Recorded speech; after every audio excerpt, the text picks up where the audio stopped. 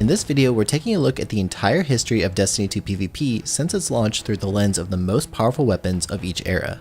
Some of these weapons instantly became top of the meta picks when they were introduced, while others only rose in popularity after receiving a buff, or in some cases only because other competing weapon types got a nerf. So get yourself some popcorn, sit back and relax as we go on this nostalgic journey through the most meta-defining weapons of Destiny 2's PvP.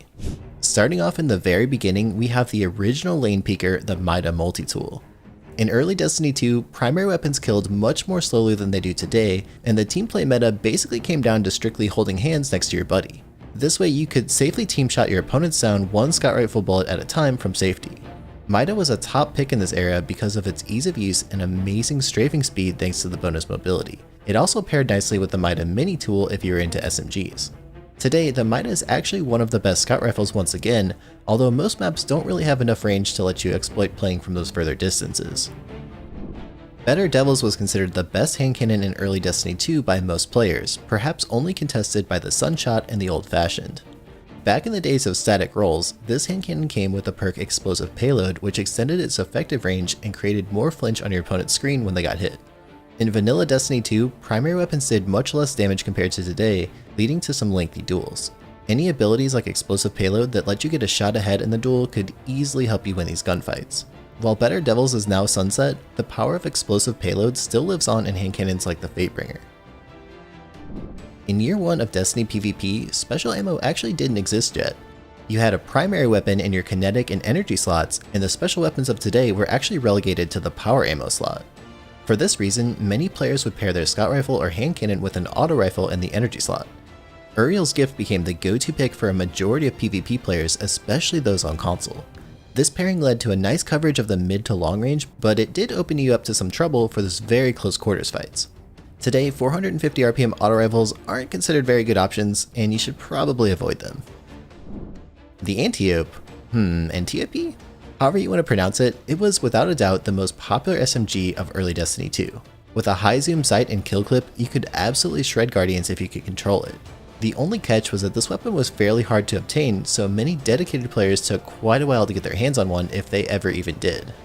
The Antiope remained a pretty popular pick throughout the first year of Destiny 2, even being paired with one of the top pulse rifle options coming up soon on our list. These days, the legacy of the Antiope lives on, but in the form of the 600 RPM Trials SMG, the Shayera's Wrath. The Dire Promise was a reward from the old Faction Rally event for dead Orbit loyalists. Initially, it seemed like more of a PvE option since it rolled with triple tap, but PvP players quickly realized that the combination of high aim assist, a lightweight frame, and 150 RPM created an extremely deadly hand cannon in the Crucible. Dire became a go-to option for many top PvP players, especially those on PC. When compared with competitors like the Midnight Coup, it felt smoother with noticeably less recoil, which made landing those 4 hits very easy. Upon its reintroduction with random rolls in Season of the Worthy, Dire reclaimed its position around the top of the meta. However, it was also one of the casualties of Beyond Light when 150s were transformed into 140s and it lost its lightweight frame bonus as well. Today, it's still a great hand cannon, but not quite as popular as it was compared to its glory days. Veteran players out there will remember a very special weekend in Destiny 2 history when the Crucible turned into a giant game of laser tag. Some players might even have a special emblem to commemorate their participation.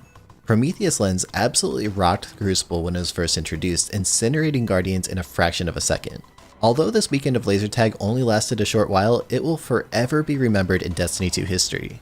These days, the Prometheus is actually a pretty strong option once again, especially with the introduction of Trace Rifle's scavenger mods.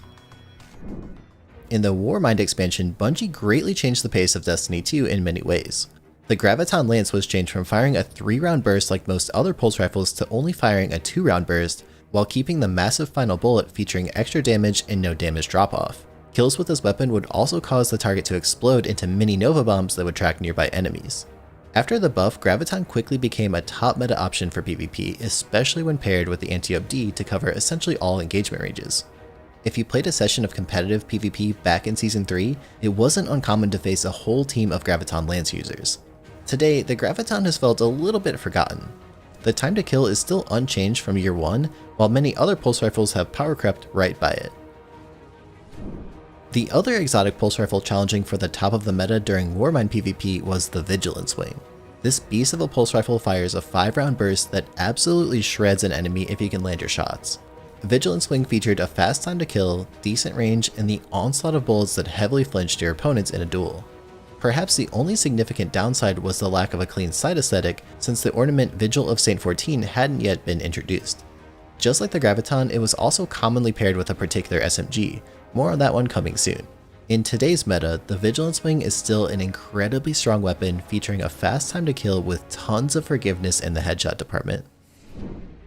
Following the pulse rifle trend, we have sort of a pulse rifle hand cannon hybrid in Crimson.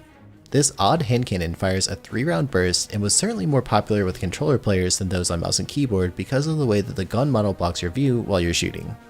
Crimson's health granted on a kill, ability to auto-reload after a headshot kill, and insane flinch output made it a very popular choice. Today, it's pretty much the same story. It's very popular for controller players, especially on console, but not quite as popular with the mouse and keyboard crew. In Warmind, there was one particular SMG that rose to prominence, the Ikelos SMG. This thing was a common pairing with the Vigilance Wing to cover both the close and medium ranges effectively. You have to remember that this was back when shotguns were still in the heavy ammo slot instead of requiring special ammo, and melees required 3 hits for a kill instead of 2, so SMGs were a very popular pick to cover those close quarter battles. The Ikelos SMG was easy to use and also paired well with the Dire Promise for players who preferred to use a hand cannon over a pulse rifle. In today's meta, the Ikelos is still a pretty decent pick, but it's been overshadowed by great SMGs like the Shayera's Wrath and the Multimach. In Season 3, Bungie released the first ever pinnacle weapon locked behind the competitive playlist, the Redrix Claymore. Newer players may only know of the Redrix Broadsword, which was the easier to obtain yet better version of the Claymore released in Season 4. The Claymore was a true trophy weapon. Season 3 competitive PvP was a bloodbath, with lost streaks, win streaks that got reset every time you got to 5, and overall many less points being awarded. Players able to reach 2100 glory for the Fabled ranked earned the coveted Redrix Claymore, a weapon owned by less than 1% of the population according to Light.gg. The Claymore featured a brand new perk called Desperado, which allowed you to shoot bullets nearly twice as fast after getting a headshot kill and reloading. It's led to some amazing PvP clips over the years. Today, the Claymore and Broadsword are both sunset, but Desperado lives on in the Messenger Pulse Rifle, which is still dominating PvP lobbies. The Forsaken expansion completely shook up the entire PvP landscape. Special ammo was now a thing, new exotics were added that we could tinker with, random rolls on our weapons got reintroduced, and the lore got expanded. One of the saddest moments in Destiny history was when we saw our beloved Hunter Vanguard, Cayde 6, meet with his demise at the hands of Uldren Sov. For lore enthusiasts, this was a very tragic moment, but on the other hand, PvP players rejoiced as they had finally gotten access to Cayde's signature hand cannon, the Ace of Spades, which hadn't been seen since Destiny 1. It had amazing stats, best in class range, basically every perk that you could ever imagine, and it also came with Memento Mori, a perk which loaded some high damage bullets after a kill and a reload. This was extremely powerful, as one single kill would enable you to kill your opponents in just 1 headshot and 2 body shots, or sometimes even just 2 headshots. Understandably, Ace got nerfed multiple times, but even still it almost always remained towards the top of the meta. Today, it lives on as arguably the best hand cannon in the entire game. Forsaken opened the floodgates for special weapons in the Crucible with a reworked ammo economy. Now, instead of requiring heavy ammo, every player could run around the map with shotguns, snipers, and fusion rifles full of ammo that they spawned in with after every death. Perhaps the most popular shotgun in early Forsaken was the Dust Rock Blues. This precision frame shotgun had some incredible range, and because it sat in the kinetic slot, it was a great pairing for the next weapon duo up on our list. Dust Rock could also roll with full auto, which at the time provided an insane increase to the shots per minute. A god roll on the Dust Rock was a terrifying thing to come across in PvP, especially since this was before a long series of shotgun nerfs. Today, the Dust Rock is sunset, but its spirit lives on in the brand new Fractithist, which is an amazing shotgun. During Forsaken, Bungie added 2 very special hand cannons to the competitive loot pool, Luna's Howl and Not Forgotten. Luna's had more stability but less range, and was available to players who completed the quest and reached 2100 glory. Not Forgotten was the true trophy weapon of Season 4, requiring you to first obtain the Luna's Howl and then climb all the way up to Legend rank at 5450. Where Luna featured more stability, Not Forgotten traded that in for more range, and a lot of it. It became the highest skill reward weapon in Destiny 2's PvP. These hand cannons were special because, like the Claymore from Season 3, they also brought a unique perk, Magnificent Howl. Landing 2 headshots in a row would hugely beef up the damage of the next bullet, allowing you to land just a body shot to kill the target. If you played your cards right with the perk, you could even 2-tap an enemy at 180 RPM for a blistering fast time to kill. This duo has been nerfed a few times, losing the potency of Magnificent Howl as well as being changed from a 180 into a 140. They are still usable today, and Not Forgotten is actually pretty good, but nothing compared to its glory days. With Ace of Spades being in contention with Luna's and Not Forgotten as the best hand cannon, players needed a great energy slot shotgun to pair with our favorite exotic from Kate 6. And the boss from the Hallowed Lair Nightfall had the perfect solution, the Mindbender's Ambition. This shotgun featured an aggressive frame, meaning that it dealt the highest damage per bullet, and it also fired faster after landing a kill. With amazing roll potential featuring the OG version of Quick Draw, Mindbenders became the go-to shotgun for PvP enthusiasts. Many friends of mine developed some absolute degenerate level gaming chairs while grinding out kills with their god roll. Today, Mindbenders is sunset, but it remains the only aggressive frame shotgun to still have Quick Draw, and it's an amazing performing shotgun in PvP, assuming you don't need to be at maximum power level. Forsaken also ushered in a new era of pulse rifle enthusiasts. There are actually quite a few great ones that I'll combine here for a single entry in our list. Namely, we're looking at the Bygones, Go Figure, and the Blast Furnace, which came to us a little bit later in Black Armory. Each of these pulses could deal some serious damage from the back of the map pretty safely with a very forgiving time to kill. For this reason, they were deemed dad rifles by many people in the PvP community, which is a meme that has really stuck around into the modern days. All 3 of these pulse rifles could land some amazing rolls and were quite a force on the battlefield. Although they are each sunset today, there's still great choices in quick play, especially with a god roll. Later on during the Forsaken era, one of the most iconic weapons in the history of Destiny made a big return, the Last Word. This cowboy hip-firing hand cannon could straight up delete an enemy in only 3 bullets while firing in a blistering fast 225 RPM.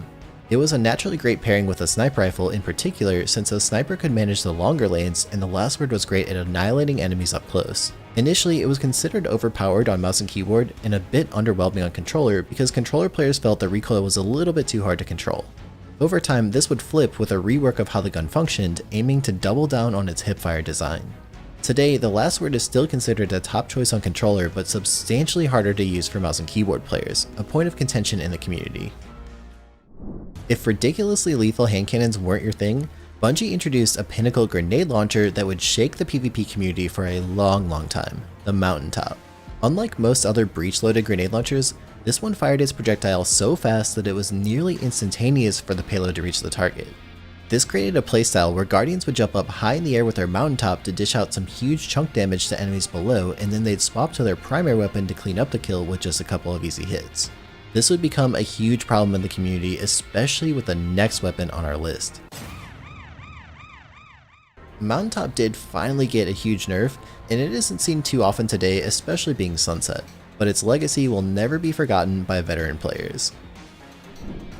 Imagine a weapon that could clean up a sniper rifle body shot or a blast from the Mountaintop, and then go on to absolutely destroy the entire rest of the enemy team. Sounds a little bit like the Recluse.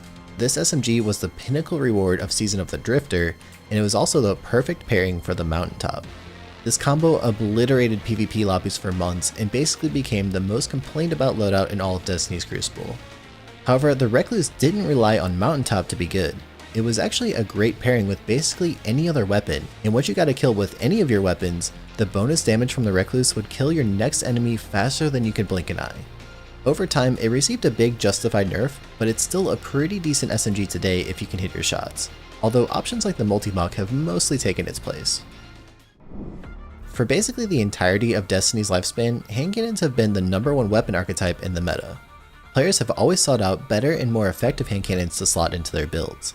Spare Rations got introduced in the Season of the Drifter, and it immediately got the entire community grinding for it. It was a lightweight 150 RPM hand cannon with some of the best perks and stats ever seen on this archetype. Unfortunately, it was also locked behind the abysmally low drop rates in a very tedious and unengaging activity, the Reckoning. Some players managed to dodge the RNG madness and settled for the curated role featuring explosive payload. In this case, the benefits of explosive payload were enough to offset the lack of the effective range. Although it's sunset now and it lost some of its rate of fire, Spare Rations is still an amazing hand cannon for quick play modes. Sometimes the introduction of a catalyst or a rework of a weapon has unintended consequences. This is definitely the case with the Lord of Wolves. Originally, this pulse rifle shotgun hybrid fired 5 shots per burst, and then it ramped up to 10 after a kill. It had significantly more range than the regular shotgun, but it required more bullets to get the kill. This meant that you had to be pretty accurate with your aim to get the initial kill. Bungie changed this though to where you could activate Release the Wolves on demand and reap the benefits of the extra damage. This instantly made Lord of Wolves busted. Suddenly, this weapon could delete a super at SMG ranges with the click of a button and an almost trivial aim requirement. Understandably, the alternate mode got nerfed, and the availability of special ammo has also gotten reduced, so this has made the Lord of Wolves much harder to use in today's meta, but it's still actually a pretty good option. Sometimes I question if Bungie actually understands their own weapon meta. Apparently snipers weren't oppressive enough in literally all of Destiny's lifespan, so they needed a new entry in their ranks which would make sniping even easier. What's the number one problem of sniping? Well, if you miss, you lose 1 shot of special ammo. Revoker, on the other hand, fixed this issue with its pinnacle perk, Reversal of Fortune. It would generate ammo out of thin air whenever you missed. This sniper rifle was a huge problem in the Crucible. It was extremely forgiving, easy to use, and missed shots came with almost no risk whatsoever. Later in the early days of Trials of Osiris, players would camp the furthest corner of the map until one sniper shot finally connected. I'm really glad to see this one sunset. It single-handedly ruined the Destiny ammo economy, but you're still going to see it from time to time if you play the Survival playlist. In the Season of Opulence, players got access to the Austringer, a kinetic 140 RPM hand cannon with some of the craziest stats ever seen on this archetype. With Rangefinder, the Austringer could challenge even the effective range of Ace of Spades, which had been a top contender in the range department ever since Forsaken. Unfortunately, the Austringer was also competing against the faster shooting 150 RPM hand cannons like the Spare Rations, which gave it a bit of a hard time to compete in the meta. Nonetheless, many players enjoyed the sleek model and the high stats, and it was personally one of my favorite hand cannons. I was very sad when Sunsetting took this one away from us because I felt like it could have been one of the best hand cannons in the game after all the changes. Of course, no hand cannon is complete without an amazing sniper rifle to pair with it, and in the Season of Opulence, Bungie gave us arguably the most popular sniper in the history of Destiny 2, the Beloved. This sniper was absolutely oozing with aim assist, fired at 90 RPM, which was the preferred archetype of the time, and it could roll with amazing perks like Snapshot and Quick Draw together. Beloved's time in the sun was also during the era just before sniper rifles got their aim assist nerfed based on their zoom stat. So the low 40 zoom scope on Beloved allowed you to land some easy headshots whether you're at point blank or across the map. It's my favorite sniper of all time in Destiny and one that I dearly miss, but I do understand why they wanted to change it. It still does feel amazing in quick play even after the nerf. There's basically never been a time in Destiny's history where sniper rifles weren't a top pick in the weapon meta, and this gun is no exception. Don't be fooled by the fusion-like appearance though. Erentil definitely was a sniper rifle back in its prime. Before the nerf, fusion rifles had a very high damage floor, meaning that something like Erentil could theoretically pick up a kill at nearly infinite range. Of course, it was pretty difficult to manage the recoil from so far away, but every once in a while you could absolutely snipe an enemy from downtown. Obviously, this warranted a nerf, and today it's the precision frames that are actually the better ones for long-range kills, but Erentil was a really fun weapon back in its day. At the beginning of Season of the Worthy, 600 RPM auto rifles got buffed, while Hardlight itself got another specific buff. Hardlight's range was theoretically infinite, and bullets got a massive damage increase after reflecting off of walls. Players quickly found out that holding left click down a lane was an efficient option to deal chip damage to basically everyone close by. This was a big problem. Hardlight eventually got rightfully nerfed, and today it's basically just a decent auto rifle. Season of the Worthy brought us a returning weapon from Destiny 1 which became a staple of the Crucible for quite a long time. I'm talking about the Fellwinter's Lie, the unique aggressive frame pellet shotgun with the intrinsic perk called Shot Package that made pellet spread more consistent. With absolutely crazy perks available like Quick Draw and Opening Shot, players could already envision Fellwinter's as a perfect shotgun. It instantly became a top pick for PvP players, except there was a problem. Fellwinter's Lie became completely unobtainable in the next season, Season of Arrivals. Once again, FOMO, fear of missing out, spread across the community. This was yet another harsh reminder that Bungie rarely lets you skip a season without missing some amazing loot. Eventually, Fellwinter's became available to everyone again, and the shotgun apes rejoiced. But soon, Bungie decided that aggressive frame shotguns with Quick Draw were too powerful, so they changed the perk to Surplus and then later also nerfed the range. It's never had quite the same feel ever since the changes, but it's still a pretty good shotgun. In Season of the Worthy, Bungie wanted to shake up the meta once again and they massively buffed the 600 RPM auto rifles. Unfortunately, one of the strongest auto rifles was locked behind a giant wall of RNG. Just like spare rations, the Gnawing Hunger was a weapon that came from the Reckoning. People didn't quite pick up on the strength of kill clip on this auto until the next season, Season of Arrivals, when it became readily available to be focused from the Umbral engram system. With the right role, it could easily dominate quick play lobbies due to its lethality and forgiving nature. While it might not have been the strongest choice for pure dueling, many players enjoyed the leniency that came from the high rate of fire. Understandably, 600 RPM auto rifles did get nerfed, but they still are decent choices in the Crucible as of today. When questioned why they played Destiny 2, most players would answer for the gunplay, of course. Our next weapon though joined the party in Beyond Light, and it might be hard to find in your collections. Based on how many gunplay lovers made this option back when it first came out, it's hard to not call it a weapon. Turning yourself into an actual piece of artillery just to get easy team wipes was such a dominant tactic that it basically invalidated every other hunter subclass. If you agree that this still needs a nerf today, let Bungie know by shadow diving that like button and also subscribing to the channel. In Beyond Light, Bungie wanted to shake up the hand cannon meta by removing the 150 RPM lightweight archetype and converting the 110s into 120s while also giving them a massive range boost. Players quickly picked up on the fact that they were massively overbuffed, allowing for some huge chunk damage at crazy ranges. With any kind of damage boost, 120 RPM hand cannons could kill in just 2 headshots, allowing for skilled players to go on massive kill sprees. Unfortunately for the majority of the community though, one of the best 120 RPM hand cannons was completely unobtainable, the True Prophecy. Your only alternatives were the Steady Hand, which was very difficult to get a good roll on as it only dropped from the Iron Banner, or Criminal's Dagger if you happen to have one from an old Iron Banner. This once again caused a lot of FOMO in the community. Sturm was also a popular choice as an exotic, but the legendary 120s were much tougher to acquire. Over the next couple of seasons, 120s got nerfed multiple times, but they still remain a valid choice even in today's meta. After a season of FOMO for True Prophecy, Bungie decided to introduce a new king of 120 RPM hand cannons. Many players were hopeful that they could finally attain a spicy roll on a 120, though those hopes may have been cut short because this hand cannon was gated behind a massive wall of cheaters, lag switchers, and degenerate strategies in the Trials of Osiris. I was fortunate enough to get my hands on a god roll of the Adept version pretty quickly, and I immediately fell in love with it. With Rampage you could 2-tap enemies, and it was just a clean feeling 120 with massive range and enough stability that it almost felt like a 140. With the nerfs to 120 hand cannons, Igneous has fallen slightly out of fashion, but it's still a nasty hand cannon able to perform well in basically any type of PvP. I also want to make a shout out here to the bottom dollar, which is a very popular pick especially for those who didn't have a good roll on the Igneous. The Redrix Claymore was the original high impact pulse rifle featuring Desperado as its pinnacle perk. In the Season of the Chosen though, Bungie thought it would be a great idea to put Desperado on a randomly rolled Trials weapon. So they reintroduced the Messenger from Destiny 1 as a legendary high impact pulse rifle able to roll with Desperado along with a randomly rolled third column perk. It wasn't a big surprise that the Messenger instantly became the best legendary pulse rifle in the game. While hand cannons may still be easier to use, some players are willing to put in the effort required to master the Messenger and become a scary opponent on the field. Even today, it's one of the highest skill, highest reward weapons in the entire game. In Season of the Chosen, Bungie thought it was about time to give us another famous hand cannon returning from Destiny 1, the Palindrome. This 140 RPM beauty has some of the best base stats in the game and can roll with rangefinder to push out the damage falloff to the extreme. It's one of the best feeling, best looking, and easiest to use hand cannons in the game.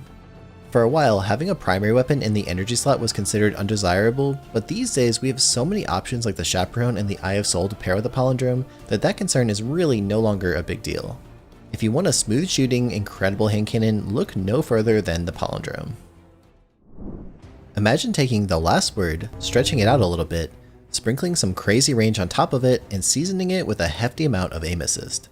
What you get is a feisty hand cannon sniper rifle hybrid, which has single-handedly revived scout rifles in PvP, the Dead Man's Tale. This is a 120 RPM lever action scout rifle that can hip fire with almost perfect accuracy at 150 RPM thanks to the catalyst. Suddenly, players had to deal with the lethality of a 0.8 second time to kill scout rifle from basically anywhere on the map. The hipfire nature of Dead Man's Tale also allowed for faster strafe speed and more awareness during your duels.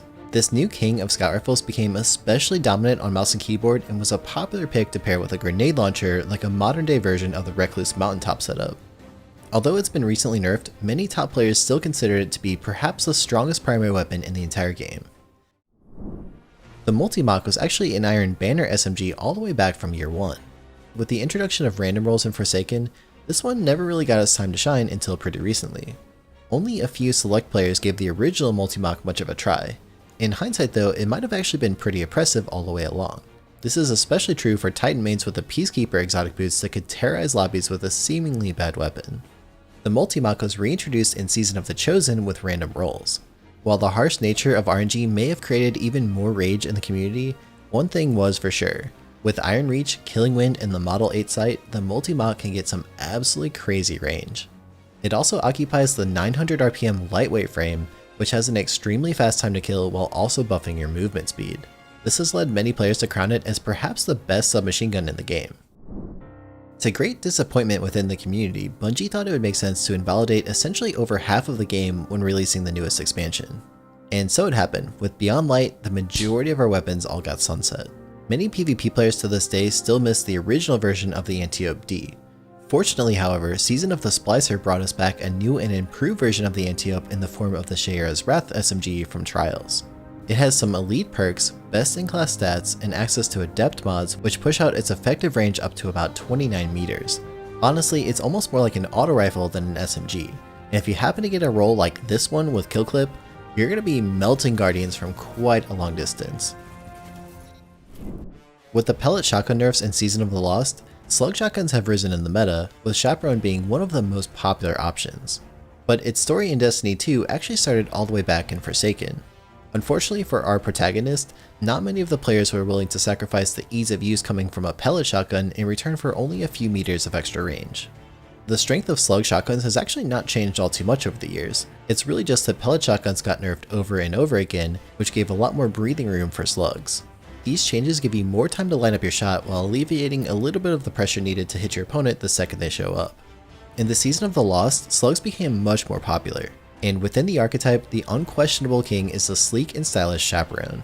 Not only does it have the best range of all slug shotguns, but when the Roadborne perk is activated, you can shoot even faster and map your opponents from some incredible range. The final installment in our list is the Vex Mythocrutch. Mythoclast. This fusion auto hybrid is a true menace in 6v6 modes and is quite effective in trials as well. The totally fair and balanced 100 aim assist and 100 recoil direction make it really easy to get a decent kill time with the Mythoclast. But this wasn't always the case. When the Vex first made its reappearance in Destiny 2, it was, well, kinda bad. The stability and range felt awful, and the linear fusion mode took forever to charge up a shot, and also the catalyst made basically just no sense. Now though, it got a huge buff in nearly every way, which has led to a massive resurgence in use, to the point where it's about to get a nerf to smack it back down. After you get a kill, you get bonus damage and more stability to extend your streak. If you get 2 kills, you can activate the linear fusion mode to potentially kill 3 more opponents with just 1 shot each. The power of the Mythoclast has basically invalidated the entire auto rifle archetype, even challenging the 600 RPM submachine guns. In the Season of the Lost, whatever loadout you intend on playing, you have to account for the sheer stopping power of the Mythoclast. Videos like this one obviously take a lot of time to put together, and I wanted to give a big thanks to the sponsor of this video, which is a product that I use just about every single day, the Chirp Wheel. I spend a lot of time in front of my computer between working on videos like this one and also playing games. Of course, so much time on the computer leaves me with some stiffness and pain in my back from time to time. A while back, Chirp sent me a pack of their wheels to try out, and I totally fell in love with them. I use them basically every single morning and then again later in the day to stretch out my back and undo the stiffness that's caused by sitting a little bit too much. Every time I use these wheels to stretch out, it helps my back feel better immediately. They come in 3 different sizes. They're small, medium, and large, but my personal favorite one is the medium one if I had to just pick one. If you'd like to take them for a test drive and see how awesome they are for yourself, you can visit pattykakes.tv/chirp and use code pattykakesgaming at checkout to save some money and also help your back feel better right away. Thanks again to Chirp for sponsoring the video. Let me know in the comments, what weapons would you add to this list? If you like this video, maybe consider subscribing if you haven't yet. And if you enjoyed this one, I think you'd also like my video ranking every Destiny 2 playstyle into a tier list. It's the video on the top of your screen and also linked in the description.